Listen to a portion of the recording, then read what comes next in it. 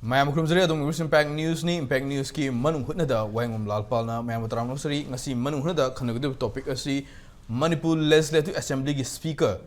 koi thoksom sejabartana Delhi da chatkiba masi Delhi da chatkiba asi media report matungina central leader singna kawudagi chatkibani ha hom dani na hang chatkiba Delhi Khongchat sigmari na ngasi topic lo khochabani masi ki topic lo khochabram si maroina Manipur da haba tare Manipur da hoji fawda thani he na Manipur da personal rule le fawda Manipur da hoji boxi normalcy peace normalcy mapung phaba ma leibang amdaba aduga miyam gi expectation di hana leramba adugum NBN gi duchingba government aduna adugi mahutta PR lakpasina hena Manipur yam thuna peace normalcy lakna wi lambi oigadra haibagi thajabam lermani adu hojik fawda haukiba February Mapanda Chief Minister Oramba NBN resign tokra matungda February 12 dagi Manipur da present rule laikibani present rule laisi hojik thani henjale hojik fawda normalcy ki film laitaba aduga miyam hojik naunam expect tor isi anobu government ama haibadi popular government ama miyam gi adugum government ama lakadra haibadi achoba adugum wahang ama achoba thajaba ama lakpaduni aduga maroina hojik fawda government no semangam drip karigino haiba wahang su lakpa aduga loina hana gi Chief Minister Oramba NBN si amona Chief Minister gi famda hona lakadru ba wahang su lakpa aduga loina speaker oriba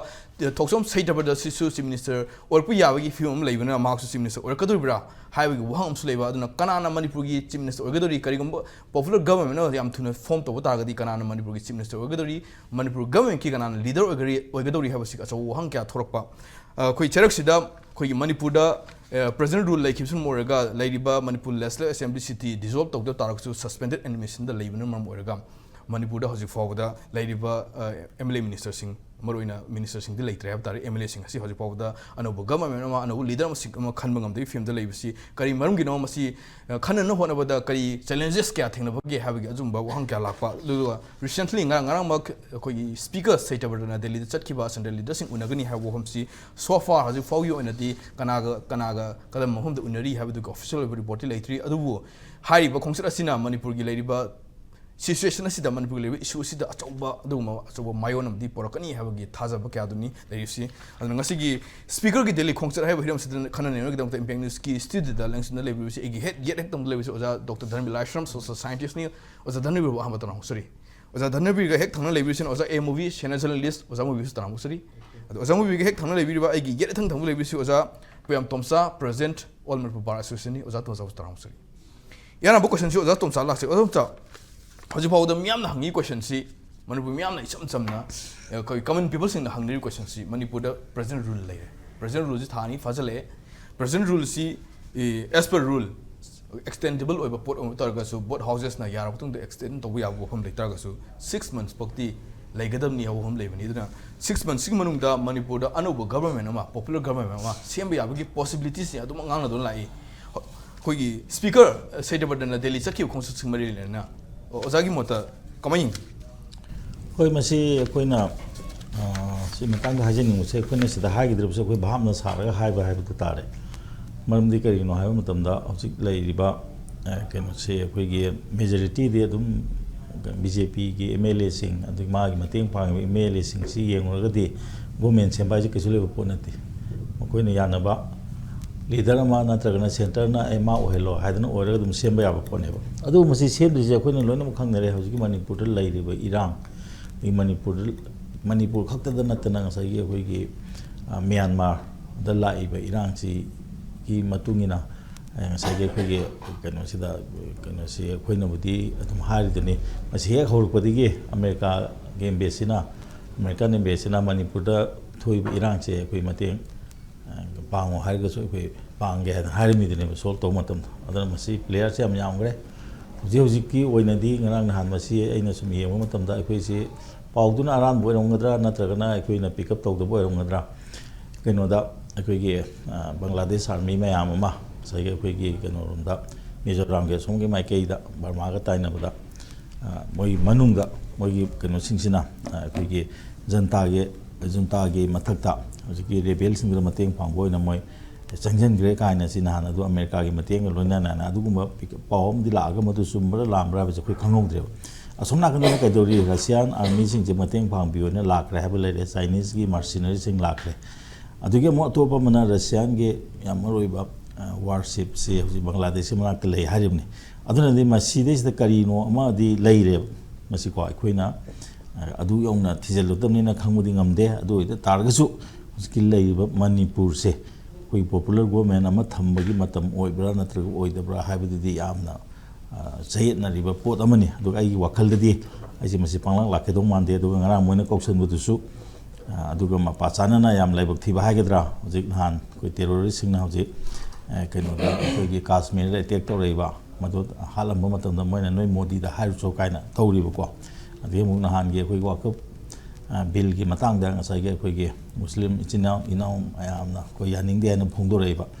ꯑꯗꯒꯤ ꯋꯥ ꯍꯥꯏꯔꯛꯄ ꯃꯇꯝꯁꯤꯗ ꯌꯥꯝꯅ ꯑꯦꯛꯁꯇ꯭रीम ꯑꯣꯏꯕ ꯋꯥꯁꯤꯡ ꯐꯣꯡꯗꯣꯛꯅꯔꯛꯄ ꯑꯗꯨꯅ ꯉꯁꯥꯏꯒꯤ ꯁꯤꯒꯨꯝꯕ ꯄꯣꯠ ꯃꯌꯥꯝꯁꯤ ꯂꯩꯕꯁꯤꯅ ꯉꯁꯥꯏꯒꯤꯀꯣ ꯑꯩꯈꯣꯏꯒꯤ ꯀꯩꯅꯣꯁꯤꯗ ꯑꯩꯈꯣꯏꯒꯤ ꯃꯅꯤꯄꯨꯔꯗ ꯄꯣꯄꯨꯂꯔ ꯒꯣꯔꯃꯦꯟ ꯊꯝꯕꯒꯤꯁꯤ ꯌꯥꯝ ꯃꯊꯧ ꯇꯥꯕ꯭ꯔꯥ ꯇꯥꯗꯕ꯭ꯔꯥ ꯅꯠꯇ꯭ꯔꯒꯅ ꯃꯁꯤ ꯂꯩꯇꯕ ꯌꯥꯔꯣꯏꯗ꯭ꯔꯥ ꯀꯥꯏ ꯍꯥꯏꯕꯁꯤ ꯑꯩꯗꯤ ꯏꯟꯗꯤꯌꯥ ꯒꯣꯔꯃꯦꯟꯒꯤ ꯋꯥꯈꯜꯗ ꯏꯆꯪ ꯆꯪꯒꯗꯧ ꯃꯥꯟꯗꯦ ꯃꯁꯤ ꯃꯅꯤꯄꯨꯔꯁꯤꯗꯤ ꯃꯇꯝ ꯈꯔ ꯍꯥꯏꯗꯤ ꯃꯣꯏꯒꯤ ꯁꯦꯟꯇꯔꯒꯤ ꯂꯩꯉꯥꯛ ꯃꯈꯥꯗ ꯃꯁꯤ ꯑꯩꯗꯤ ꯂꯩꯒꯅꯤ ꯍꯥꯏꯕꯁꯦ ꯑꯩꯒꯤ ꯑꯣꯏꯕ ꯑꯩꯒꯤ ꯑꯣꯄꯤꯅꯤꯌꯟ ꯑꯩ ꯁꯨꯃꯥꯏꯅ ꯍꯥꯏꯖꯒꯦ ꯑꯣꯀꯦ ꯊꯥꯒꯠꯆꯔꯤ ꯑꯣꯖꯥꯁꯤꯡꯅ ꯃꯔꯨꯑꯣꯏꯅ ꯍꯧꯖꯤꯛ ꯐꯥꯎꯕꯗ ꯂꯩꯔꯤꯕ ꯏꯟꯗꯤꯌꯥ ꯒꯚꯔꯟꯃꯦꯟꯠꯀꯤ ꯂꯧꯈꯠꯂꯤꯕ ꯁ꯭ꯇꯦꯞꯁꯤꯡ ꯃꯇꯨꯡ ꯏꯟꯅ ꯊꯣꯔꯛꯂꯤꯕ ꯑꯩꯈꯣꯏꯒꯤ ꯏꯁꯨꯁꯤꯡꯁꯤꯒꯤ ꯃꯇꯨꯡ ꯏꯟꯅ ꯒꯚꯔꯟꯃꯦꯟꯠꯀꯤ ꯃꯥꯏꯀꯩꯗꯒꯤ ꯏꯟꯗꯤꯌꯥ ꯒꯚꯔꯟꯃꯦꯟꯠꯀꯤ ꯃꯥꯏꯀꯩꯗꯒꯤ ꯃꯅꯤꯄꯨꯔꯗ ꯌꯥꯝ ꯊꯨꯅ ꯄꯣꯄꯨꯂꯔ ꯒꯚꯔꯟꯃꯦꯟꯠ ꯑꯃ ꯁꯦꯝꯅꯤꯡꯒꯅꯤ ꯍꯥꯏꯕꯒꯤ ꯋꯥꯈꯜꯂꯣꯟꯁꯤ ꯏꯆꯪ ꯆꯪꯗꯧ ꯃꯥꯟꯗꯦ ꯍꯥꯏꯕꯅꯤ ꯀꯩꯒꯤꯅꯣ ꯏꯚꯟ ꯉꯔꯥꯡ ꯃꯇꯨꯡꯗ ꯀꯥꯁꯃꯤꯔꯗ ꯑꯦꯇꯦꯛ ꯆꯠꯊꯔꯛꯄꯒꯤ ꯇꯦꯔꯣꯔꯤꯁꯅ ꯑꯦꯇꯦꯛ ꯆꯠꯊꯕꯒꯤ ꯏꯁꯨꯁꯨ ꯂꯩꯈꯤꯕ ꯑꯗꯨꯒ ꯃꯅꯤꯄꯨꯔꯗ ꯂꯩꯔꯤꯁꯤ ꯒꯚꯔꯟꯃꯦꯟꯠꯁꯤ ꯀꯗꯥꯏ ꯐꯥꯎꯕ ꯃꯦꯖꯣꯔꯤꯇꯤ ꯑꯣꯏꯅ ꯑꯦꯝ ꯑꯦꯜ ꯑꯦꯁꯤ ꯕꯤꯖꯦꯄꯤꯒꯤ ꯂꯩꯖꯕ ꯇꯥꯔꯒꯁꯨ ꯁꯦꯝꯕ ꯉꯝꯕꯒꯤ ꯄꯥꯡꯒꯜ ꯂꯩꯕ ꯇꯥꯔꯒꯁꯨ ꯏꯟꯗꯤꯌꯥ ꯒꯚꯔꯟꯃꯦꯟꯠꯀꯤ ꯑꯗꯨꯒꯨꯝꯕ ꯍꯧꯖꯤꯛꯁꯤ ꯄꯤ ꯑꯥꯔ ꯂꯩꯕꯅꯤꯅ ꯏꯟꯗꯤꯌꯥ ꯒꯚꯔꯟꯃꯦꯟꯠꯀꯤ ꯑꯆꯧꯕ ꯑꯗꯨꯒꯨꯝꯕ ꯔꯣꯜ ꯑꯃꯗꯤ ꯌꯥꯎꯒꯗꯧꯔꯤꯕꯅꯤ ꯑꯅꯧꯕ ꯒꯚꯔꯟꯃꯦꯟꯠ ꯑꯅꯧꯕ ꯂꯤꯗꯔ ꯑꯃ ꯈꯟꯕ ꯁꯦꯝꯗꯨꯅ ꯍꯧꯖꯤꯛ ꯐꯥꯎꯕꯗ ꯂꯩꯔꯤꯕ ꯄꯣꯠꯁꯤ ꯏꯁꯨꯁꯤ ꯁꯦꯇꯜ ꯇꯧꯅ ꯍꯣꯠꯅꯕ ꯀꯥꯟꯗ ꯌꯥꯝ ꯊꯨꯅ ꯑꯩꯈꯣꯏꯒꯤ ꯑꯅꯧꯕ ꯄꯣꯄꯨꯂꯔ ꯒꯚꯔꯟꯃꯦꯟꯠ ꯑꯃ ꯂꯥꯛꯀꯅꯤ ꯍꯥꯏꯕꯒꯤ ꯊꯥꯖꯕꯗꯨꯗꯤ ꯈꯔ ꯋꯥꯠꯄ ꯋꯥꯐꯝꯗꯨꯅꯤ ꯑꯣꯖꯥ ꯙꯔꯃꯕꯤ ꯃꯔꯨꯑꯣꯏꯅ ꯃꯤꯌꯥꯝꯒꯤ ꯃꯥꯏꯀꯩꯗꯒꯤꯗꯤ ꯍꯧꯖꯤꯛꯁꯤ ꯄꯣꯄꯨꯂꯔ ꯒꯚꯔꯟꯃꯦꯟꯠ ꯑꯃ ꯑꯃꯨꯛ ꯃꯊꯧ ꯇꯥꯔꯕ꯭ꯔꯥ ꯍꯥꯏꯕ ꯋꯥꯍꯪꯗꯨꯅꯤ ꯂꯥꯛꯏꯁꯤ ꯑꯗꯨꯕꯨ ꯂꯩꯔꯤꯕ ꯐꯤꯕꯝꯁꯤꯗ ꯍꯧꯖꯤꯛꯐꯥꯎꯗꯗꯤ ꯄꯣꯄꯨꯂꯔ ꯒꯚꯔꯟꯃꯦꯟꯠꯀꯤ ꯁꯦꯝꯕ ꯌꯥꯕꯒꯤ ꯄꯣꯁꯤꯕꯤꯂꯤꯇꯤꯁꯤ ꯂꯩꯇꯕ꯭ꯔꯥ ꯍꯥꯏꯕꯒꯤ ꯋꯥꯍꯪꯁꯨ ꯂꯩꯕ ꯑꯗꯨꯕꯨ ꯑꯣꯟ ꯗ ꯑꯗꯔ ꯍꯦꯟ ꯁ꯭ꯄꯤꯀꯔꯁꯤ ꯗꯦꯜꯂꯤꯗ ꯆꯠꯈꯤꯕ ꯄꯣꯠꯁꯤ ꯁꯦꯟꯇ꯭ꯔꯦꯜ ꯂꯤꯗꯔꯁꯤꯡꯅ ꯀꯧꯔꯛꯄꯅꯤ ꯍꯥꯏꯕ ꯋꯥꯐꯝ ꯑꯃ ꯂꯩ ꯑꯩꯈꯣꯏ ꯌꯥꯝꯅ ꯑꯣꯐꯤꯁꯤꯌꯦꯜ ꯑꯣꯏꯕ ꯋꯥꯐꯝ ꯑꯣꯏꯗ꯭ꯔꯒꯁꯨ ꯑꯗꯨꯅ ꯀꯩꯒꯨꯝꯕ ꯁ꯭ꯄꯤꯀꯔꯁꯤꯡꯅ ꯁꯦꯟꯇ꯭ꯔꯦꯜ ꯂꯤꯗꯔꯁꯤꯡꯒ ꯎꯅꯕꯁꯤꯗ ꯃꯅꯤꯄꯨꯔꯒꯤ ꯂꯥꯛꯀꯗꯕ ꯑꯥꯎꯠꯀꯝꯁꯤ ꯌꯥꯝ ꯄꯣꯖꯤꯇꯤቭ ꯑꯣꯏꯕ ꯑꯃꯗꯤ ꯑꯣꯏꯒꯗ꯭ꯔꯥ ꯂꯩꯔꯤꯕ ꯏꯁꯨꯁꯤ ꯑꯩꯈꯣꯏꯒꯤ ꯅꯣꯔꯃꯦꯜꯁꯤ ꯂꯥꯛꯅꯕ ꯑꯗꯨꯒ ꯄꯣꯄꯨꯂꯔ ꯒꯚꯔꯟꯃꯦꯟꯠ ꯑꯃ ꯁꯦꯝꯕ ꯂꯤꯗꯔꯁꯤꯞ ꯑꯃ ꯈꯟꯅꯕ ꯍꯣꯠꯅꯕꯗ ꯑꯆꯧꯕ ꯑꯗꯨꯒꯨꯝꯕ ꯑꯅꯧꯕ ꯈꯣꯡꯊꯥꯡ ꯑꯃ ꯂꯥꯛꯀꯗ꯭ꯔꯥ ꯍꯥꯏꯕ ꯊꯥꯖꯕꯗꯨꯅꯤ ꯑꯣꯖꯥ ꯙꯔꯃꯕꯤ ꯃꯤꯡꯗꯗꯤ ꯀꯃꯥꯏꯅ ꯊꯝꯕꯤꯒꯦ ꯂꯥꯜꯄꯥꯜ ꯃꯁꯤ ꯕꯤꯖꯦꯄꯤꯒꯤ ꯉꯥꯏꯇ ꯀꯧꯊꯣꯛ ꯀꯧꯁꯤꯟ ꯇꯧꯕꯁꯤꯗꯤ ꯑꯗꯨꯝ ꯇꯣꯏ ꯇꯧ ꯂꯩꯔꯦ ꯑꯣꯐ ꯑꯦꯟ ꯑꯣꯟꯅꯤꯀꯣ ꯑꯗꯨꯒꯤꯗꯤ ꯑꯃ ꯂꯩꯈ꯭ꯔꯦ ꯑꯗꯨꯕꯨ ꯑꯩꯈꯣꯏꯅ ꯁ꯭ꯇꯦꯠ ꯑꯦꯁꯦꯝꯕ꯭ꯂꯤꯁꯤ ꯗꯤꯖꯣꯜꯚꯇꯤ ꯇꯧꯗ꯭ꯔꯤꯀꯣ ꯁꯁꯄꯦꯟ ꯇꯧꯔꯦ ꯑꯗꯨꯅ ꯃꯣꯏꯒ ꯋꯥꯔꯤ ꯁꯥꯕꯁꯤꯗ ꯑꯩꯈꯣꯏꯅ ꯄꯣꯄꯨꯂꯔ ꯒꯚꯔꯟꯃꯦꯟꯠꯁꯦ ꯑꯃꯨꯛ ꯂꯥꯛꯀꯗ꯭ꯔꯥ ꯀꯥꯏꯅ ꯈꯟꯕꯩ ꯋꯥꯅꯦꯕ ꯗꯤꯖꯣꯜꯚ ꯇꯧꯈ꯭ꯔꯗꯤ ꯄꯨꯔꯥ ꯈꯟꯗ꯭ꯔꯁꯨ ꯌꯥꯔꯦ ꯅꯠꯇ꯭ꯔꯥ ꯚꯣꯠ ꯂꯥꯛꯗꯧꯅꯦꯕ ꯑꯗ ꯇꯁꯦꯡꯅ ꯍꯧꯖꯤꯛ ꯂꯩꯔꯤꯕ ꯑꯩꯈꯣꯏ ꯃꯅꯤꯄꯨꯔꯗ ꯄꯤ ꯑꯥꯔ ꯊꯝꯃꯤꯁꯤ executive authorities is transferred to the central government through powers of the governor natra aduda adugi si yenkanda hoji delhi na executive powers sing si magi authorities si pairaga khar sangna lening bagi mong si leibra natra kana loisaning abra ani ji gi marak sinana pakhum du pidoine ba chumdra ada number 1 da yengbe yarisi aina sum ujabada akhoi ꯍꯥꯟꯅꯁꯨ ꯑꯩꯈꯣꯏꯒꯤ M L ꯑꯦꯁꯤꯡ ꯆꯠꯄ speaker ꯆꯠꯄ ꯈꯣꯠꯄꯁꯦ ꯑꯗꯨꯝ even ꯗꯦꯜꯂꯤꯗꯁꯨ M L A ꯈꯔꯗꯤ ꯀꯦꯝ ꯇꯧꯏ ꯍꯥꯏꯕ ꯄꯥꯎꯁꯨ ꯂꯩꯔꯤ ꯇꯧꯏ ꯑꯗꯒꯤꯗꯤ ꯄ꯭ꯔꯥꯏꯚꯦꯠ ꯀꯩꯅꯣꯗꯒ ꯐ꯭ꯂꯥꯏꯠ ꯆꯥꯔꯇꯔ ꯐ꯭ꯂꯥꯏꯠꯇꯒ ꯄꯨꯂꯞꯀ ꯆꯠꯄꯒꯁꯨ ꯌꯥꯝ ꯌꯥꯎꯗꯅ ꯑꯗꯨꯝ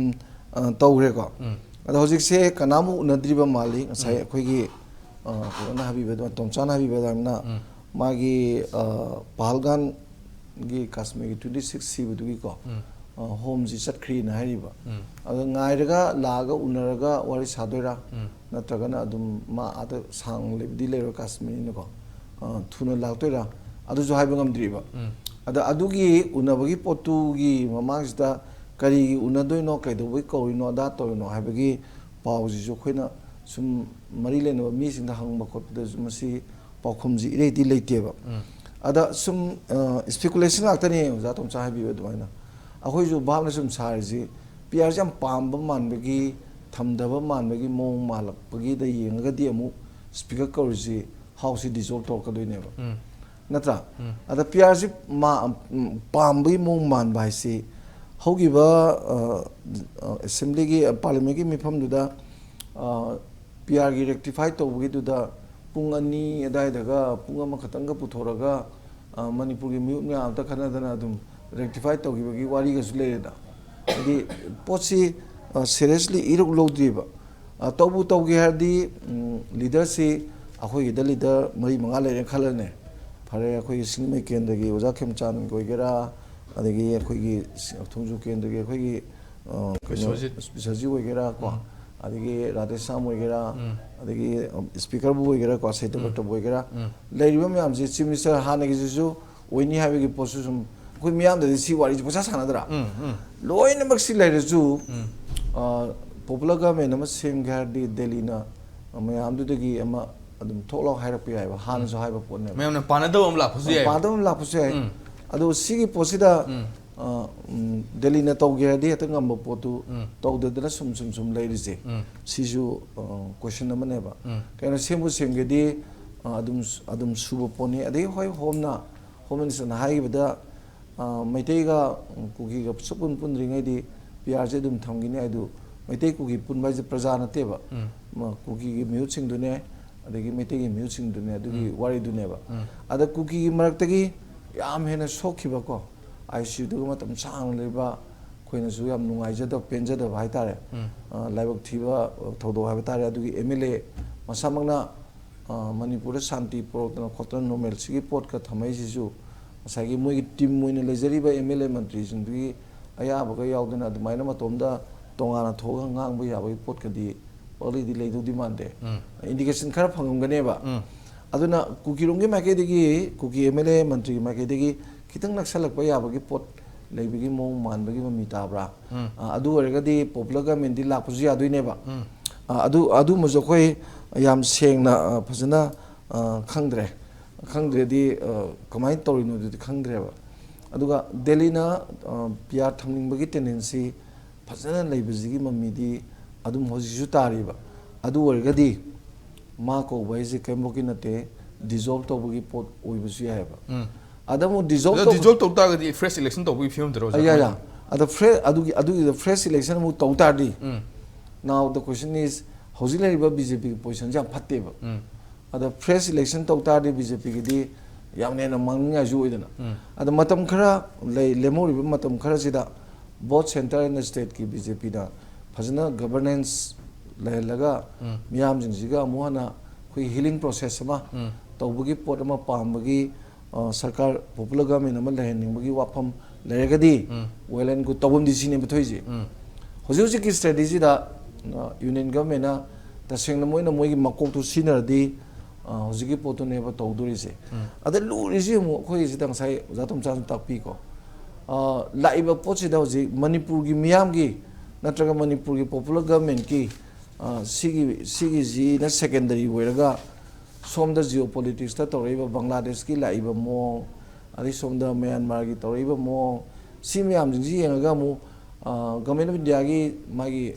ꯑꯩꯈꯣꯏꯅ ꯅꯦꯁꯅꯦꯜ ꯏꯃꯔꯖꯦꯟꯁꯤꯒ PRꯒ ꯈꯦꯠꯅꯔꯤꯁꯤꯁꯨ ꯑꯅꯤꯁꯤ ꯈꯦꯠꯅꯗꯦ ꯍꯥꯏ ꯌꯥꯗꯦꯕ ꯅꯦꯁꯅꯦꯜ ꯏꯃꯔꯖꯦꯟꯁꯤꯁꯤꯗꯤ ꯂꯝ ꯑꯃꯒꯤ ꯃꯥꯒꯤ ꯑꯦꯛꯁꯇꯔꯅꯦꯜ ꯑꯦꯒ꯭ꯔꯦꯁꯟ ꯏꯟꯇꯔꯅꯦꯜ ꯗꯤꯁꯇꯔꯕꯦꯟꯁꯁꯤ ꯋꯥꯡꯅ ꯂꯩꯔꯀꯥꯟꯗ ꯅꯦꯁꯟꯒꯤ ꯑꯣꯏꯅ ꯅꯦꯁꯟ ꯋꯥꯏꯗ ꯑꯣꯏꯅ ꯑꯗꯗꯤ ꯅꯦꯁꯅꯦꯜ ꯏꯃꯔꯖꯦꯟꯁꯤꯒ ꯂꯥꯎꯊꯣꯛꯏꯁꯤ ꯄꯨꯂꯞꯀꯤ ꯑꯣꯏꯅ ꯂꯥꯎꯊꯣꯛꯇꯣꯏꯅꯤꯗꯅ ꯑꯗꯨꯒ ꯄ꯭ꯔꯁꯤꯗꯦꯟ ꯔꯨꯜ ꯍꯥꯏꯅ ꯁ꯭ꯇꯦꯠ ꯑꯃꯗꯒ ꯊꯝꯕꯁꯤꯗꯤ ꯑꯁꯦꯡꯕꯒꯤꯗꯤ ꯃꯥꯒꯤ ꯁ꯭ꯇꯦꯠꯀꯤ ꯃꯦꯁꯤꯅꯔꯤꯗꯨ ꯐꯦꯜ ꯑꯣꯏꯔꯛꯄ ꯃꯇꯝꯗ ꯇꯧꯕꯒꯤ ꯋꯥꯅꯦꯕ ꯑꯗ ꯑꯩꯈꯣꯏꯗ ꯊꯝꯃꯤꯕ ꯄꯣꯠꯁꯤꯅ ꯍꯧꯖꯤꯛꯀꯤ ꯑꯀꯣꯟꯕꯒꯤ ꯄꯣꯠꯇꯨꯅꯦꯕ ꯑꯗ ꯁꯤꯒꯤꯁꯤ ꯂꯩꯀꯥꯟꯗ ꯂꯥꯛꯏꯕ ꯖꯤꯑꯣ ꯄꯣꯂꯤꯇꯤꯛꯁ ꯀꯩꯀꯩꯁꯤ ꯌꯦꯡꯀꯥꯟꯗ ꯃꯥꯅ ꯏꯟꯗꯤꯌꯥꯅ ꯅꯦꯁꯅꯦꯜ ꯏꯟꯇꯔꯦꯁ ꯌꯦꯡꯀꯥꯟꯗꯗꯤ ꯑꯩꯈꯣꯏꯒꯤ ꯁ꯭ꯇꯦꯠ ꯒꯚꯔꯟꯃꯦꯟꯠ ꯂꯩꯕꯗꯨꯗꯤ ꯄ꯭ꯔꯣꯕ꯭ꯂꯦꯝ ꯂꯩꯅꯦꯕ ꯑꯗꯨꯒ ꯌꯨꯅꯤꯌꯟ ꯒꯚꯔꯟꯃꯦꯟꯠꯅ ꯗꯤꯜ ꯇꯧꯔꯒꯗꯤ ꯇꯨ ꯁꯝ ꯑꯦꯛꯁꯇꯦꯟ ꯃꯥ ꯑꯗꯨꯝ ꯃꯥ ꯗꯤꯐꯦꯟ ꯇꯧꯕ ꯈꯣꯠꯄ ꯑꯗꯩ ꯃꯇꯝꯒꯤ ꯑꯣꯏꯕ ꯏꯁꯇ꯭ꯔꯦꯇꯦꯖꯤ ꯌꯥꯜꯂꯒ ꯊꯕꯛ ꯇꯧꯔꯛꯄ ꯈꯣꯠꯂꯛꯄ ꯑꯗꯨꯝ ꯉꯝꯅꯕꯒꯤ ꯈꯨꯗꯣꯡꯆꯥꯕꯗꯤ ꯂꯩꯀꯣ ꯑꯗꯨꯒ ꯁꯤꯒꯤꯁꯤ ꯂꯩꯔꯝꯗ꯭ꯔꯒꯗꯤ ꯄꯣꯄꯨꯂꯔ ꯒꯚꯔꯟꯃꯦꯟꯠ ꯑꯃ ꯂꯩꯍꯟꯕꯗꯗꯤ ꯌꯥꯝꯅ BJPꯒꯤꯗꯤ ꯍꯧꯖꯤꯛ ꯇꯧꯐꯝ ꯊꯣꯛꯄꯅꯦꯕ ꯑꯗꯣ ꯍꯧꯖꯤꯛ ꯐꯥꯎꯕꯗ ꯑꯦꯁꯦꯝꯕ꯭ꯂꯤꯗꯤ ꯗꯤꯖꯣꯜቭ ꯇꯧꯗꯕꯅꯤꯅ ꯄꯣꯄꯨꯂꯔ ꯒꯚꯔꯟꯃꯦꯟꯠ ꯂꯥꯛꯀꯅꯤ ꯍꯥꯏꯕꯒꯤ ꯍꯣꯞ ꯂꯩꯕ꯭ꯔꯣ ꯑꯗꯨꯗꯤ ꯃꯁꯥꯅ ꯗꯤꯖꯣꯜቭ ꯇꯧꯗ꯭ꯔꯤꯕꯅꯤꯅ ꯑꯩꯈꯣꯏꯅꯁꯨ ꯀꯨꯏꯗꯦꯗꯅ ꯊꯥ ꯇꯔꯨꯛꯅꯤꯗꯅꯀꯣ ꯑꯗꯩ ꯃꯣꯏꯅ ꯍꯌꯦꯡ ꯊꯥ ꯇꯔꯨꯛ ꯑꯃꯒ ꯌꯩꯊꯣꯛꯀꯦꯗꯤ ꯌꯩꯊꯣꯛꯄꯁꯨ ꯌꯥꯏꯗꯅ ꯑꯗꯨ ꯊꯥ 19ꯅꯤꯗꯅ ꯆꯍꯤ 3 ꯁꯨꯅꯕ ꯇꯧꯒꯦꯔꯁꯨ ꯊꯥ ꯇꯔꯨꯛꯀꯤ ꯁꯨꯝ ꯑꯦꯛꯁꯇꯦꯟꯁꯟ ꯇꯧꯔꯒ ꯄꯥꯔꯂꯥꯃꯦꯟꯠꯅ ꯌꯥꯔ ꯇꯧꯈꯤꯗꯣꯏꯅꯦꯕ ꯑꯗꯨꯒꯤ ꯄꯣꯠꯇꯨ ꯁꯤꯗ ꯍꯧꯖꯤꯛꯐꯥꯎꯗ ꯃꯣꯏꯅ ꯇꯧꯒꯦꯗꯤ ꯅꯍꯥꯟ ꯔꯦꯛꯇꯤꯐꯥꯏ ꯇꯧꯔꯕ ꯃꯇꯨꯡꯗ ꯗꯤꯖꯣꯜቭ ꯇꯧꯈꯤꯕ ꯑꯗꯨꯝ ꯌꯥꯔꯦꯕ ꯑꯗ ꯃꯥꯒꯤ ꯁꯁꯄꯦꯟ ꯇꯧꯔꯒ ꯊꯝꯃꯤꯁꯦ ꯃꯁꯤꯅꯗꯤ ꯌꯥꯔꯒꯗꯤ ꯄꯣꯄꯨꯂꯔ ꯒꯚꯔꯟꯃꯦꯟꯠ ꯑꯃ ꯂꯩꯍꯟꯁꯤꯔ ꯀꯥꯏꯅ ꯃꯣꯏꯒꯤ ꯈꯟꯕꯒꯤ ꯋꯥꯈꯜꯁꯨ ꯂꯩꯔꯝꯕꯁꯨ ꯌꯥꯏꯌꯦ ꯑꯗꯨꯕꯨ ꯃꯤꯌꯥꯝꯒꯤ ꯌꯦꯡꯉꯒꯗꯤ ꯑꯩꯈꯣꯏꯅ ꯊꯝꯖꯅꯤꯡꯉꯤꯗꯤ ꯑꯦꯅꯤ ꯄꯣꯂꯤꯇꯤꯀꯦꯜ ꯄꯥꯔꯇꯤ ꯀꯣ BJP adu dana taba magi people's first se moina party first ai di khangdre ko miyam gi national ji people duni na state has people dune ko adu miyam gi yenga di hauji oriba manipur gi phimam ji di miyam gi yenga di popular government ama yamna thamam di thueba kaino da miyam jing ji wakat miyam gi apam bagai je pai ha bo ni governor da kaisu kanam da kaisu na ju aponte kaisu ngam ponte na adu mai kendra gi leibadudi kendra gi praja jing duna ayung ta chatna kai kari din dawaram unajadana khotna wari tai sadana khotna mai problem me amdu wari sanaraga sharing tawraga adum moina di miyam gi mihut nina mateng pangbu yawi problem solve to bi yawi isam samna problem solve hoina as a problem solve hoina mai kendra da with his my grassroots level people ko leibagi poto hojikti leite dana sidi miyam da di te inconvenience of pot amane ba okay aduna BJP na magi manipur gi miyam wazuare loire socially politically economically sabna sare ko ala si film jida akhoi di national interest sum yengini state interest akhoi masi akhoi khangde na haraga di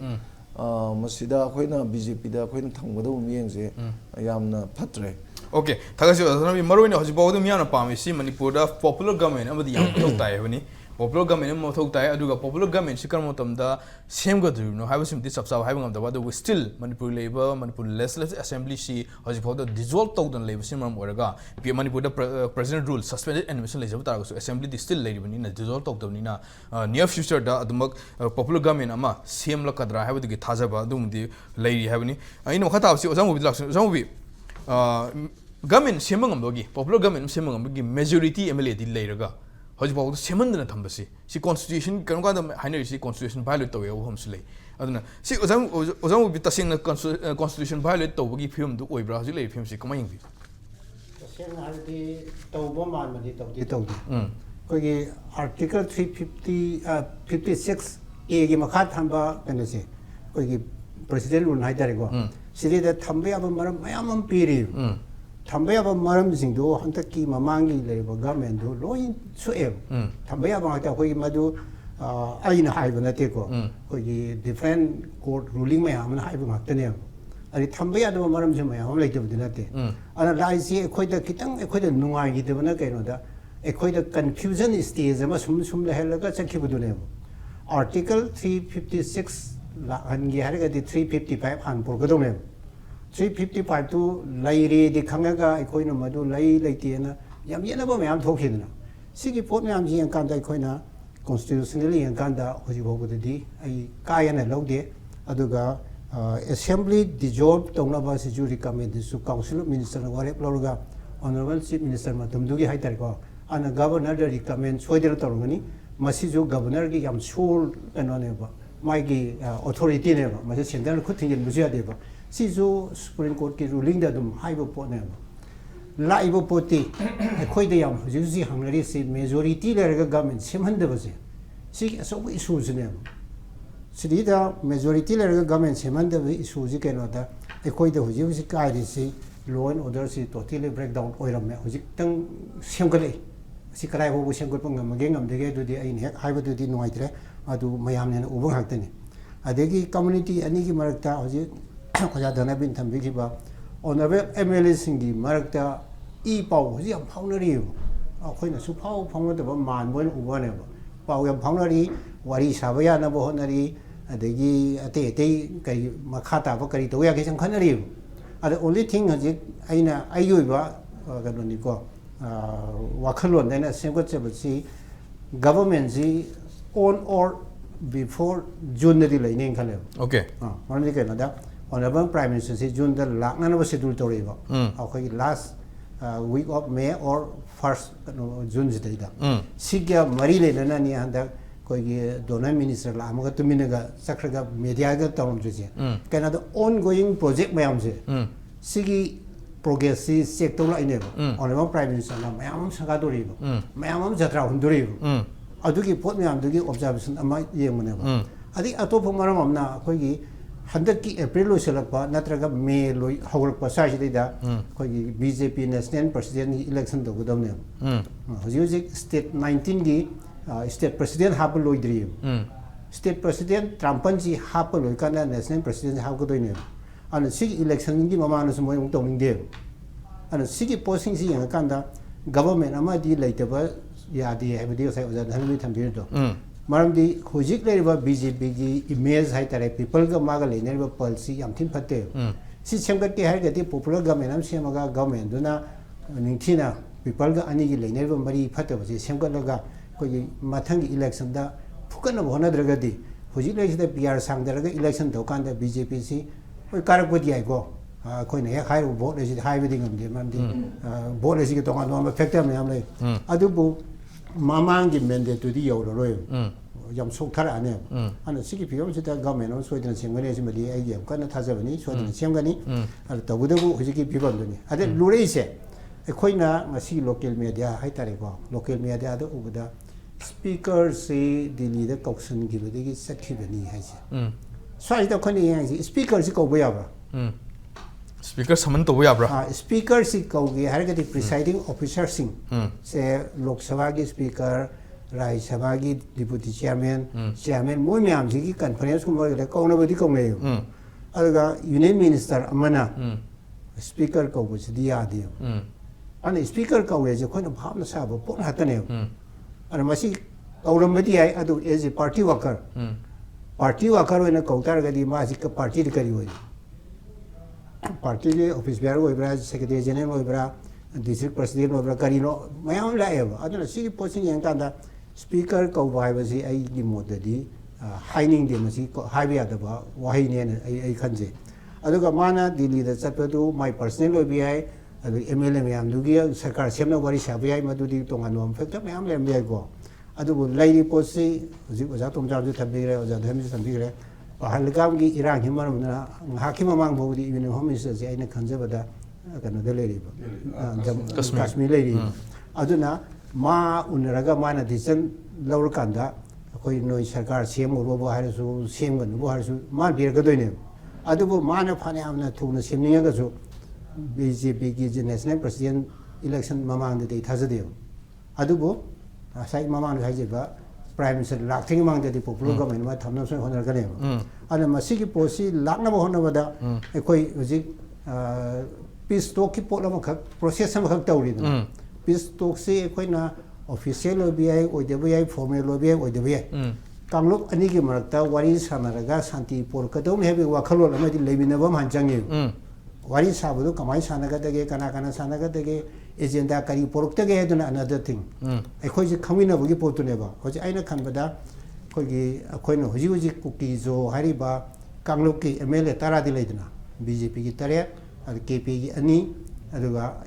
independent amaga hari ba MLA sinji maximum number of MLAs masigi si wari sabudu lo yaninge mogi problem di oja than be ji thambe dani khoi gi honorable MLA ma suga nara halakpada magi ahanba kamendu la lena singdo hon gibi pot man ba maka kun social media olaise behind the scene da moi kana bu khana hojik su still peace talk disturb tawri an sigi disturb taw sigi maruze masi pukto kom change marandi people ga di wari sana ningi santi le ningi business to mun ningi adi ate mayam to ningi ba che khotam ma se rims sai go rims sai transferable oi dia rims thabak to se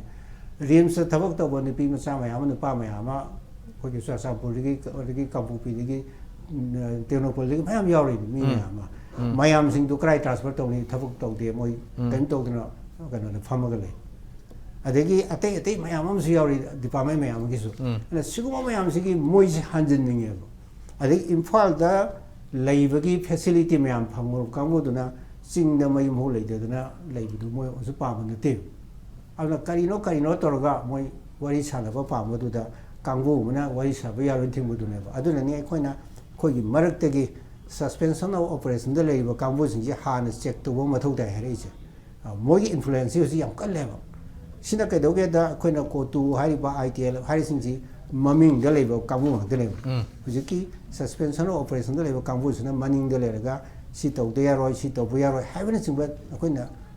dictate to hai tare ko siguma mayam sina moi gi freedom ji mangi ana freedom do leitramnina wari sane na timama chali hararo wari saraga sakraga kaim to ngam dale sakrise man ada kari to gede ge ko yum halaga yum mai thabi gedra ta thok pi gedra se thado kambu ge ma mayung mai thado pi na to idra ani hom lok thado tna man di ko shanti pa me have si ade okay asigi pot lama khak ko di yauri ba duna ko na union government na to honjaning mudi shanti pro na ba hona biriam kana ko ji pya matam se ta final su to go mal final hai bidi wari sabai of stage program do pya matam se wari sabai of stage am thambiro matung da wari sabai process ti khara kuin changani healing process kuin changani man de sok pang sang ji am thina sok pani na mazu pa hanjan na ba pa kari hai tare da ko pai je arai bidi oiroi adu bu ahan ba da ko masi man understanding am pro ko du ngam na wana ba da masi gi maning de leiraga thingi ba to hondar bon re je masi hana phadok pa masi me am ko hon mam changi masi ngam ga di ko ji pyar re mahi yang gani kana gani adu ga popular government ama sem na bona ba da yam thuna khumang jok sen gani na du ban tham se Impact TV ki program sing asi live amadi recorded YouTube da yengbi gi haiba taragadi YouTube da hana changba ki mahuta GPay da hana changbiro GPay gi search bar da Play Store type tawbiro masida Play Store resource code asida type tawbiro masigi makhada buy haina option legani masida changbiro aduga lupa yankhai ga mapan type tawbiro aduga okay tawbiro tik aduda nambiraga pay 59 rupees da nambiro adugi mathangda confirm purchase nambiro adugi matungda GPay gi password hapiro okay nambiro aduga ngai hak ngai biro Play Store resource code ki makhada use code haina button ama tholakani masida nambiro aduga account confirmed successfully redeem tholaklagani masida GPay gi mathau loire YouTube ta amuk lakpiro YouTube ta changlaga Impact TV type tawbiro Impact TV gi video da nambagi mahuta logo da hana nambiyu aduga join button da nambiro Impact Silver gi join da amuk nambiro masigi matungda GPay da thakiba paisa adu sida tholaklagani Google Pay balance rupees 59 haina